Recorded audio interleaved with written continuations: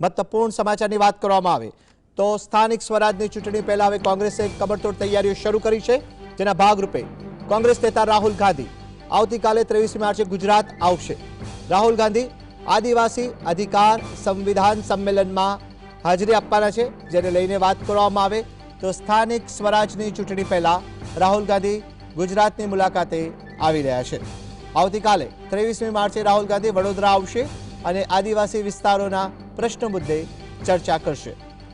વડોદરાથી રાહુલ ગાંધીની મુલાકાતથી કોંગ્રેસ આદિવાસી અધિકાર સંવિધાન સંમેલન સાથે જ એક આંદોલનનું રણશીંગુ ફૂંકાશે। રાહુલ ગાંધીના પ્રવાસને લઈ અમિત ચાવડાએ કહ્યું કે કોંગ્રેસે જળ, જંગલ અને જમીનનો અધિકાર આપ્યું છે, પરંતુ ડબલ એન્જિન સરકાર આપી રહી નથી। એટલા માટે અંબાજીથી ઉમરગામ સુધી આદિવાસીઓને ન્યાય અપાવવા માટે સંમેલન યોજાશે। આ સંમેલનમાં આદિવાસીઓ માટે થનારી ચર્ચાનો અહેવાલ તૈયાર કરવામાં આવશે। વિપક્ષના નેતા આદરણીય રાહુલ ગાંધીજી આવી રહ્યા છે। 23 તારીખે બપોરે 4 વાગે વડોદરા ખાતે રાહુલજીનું આગમન થશે।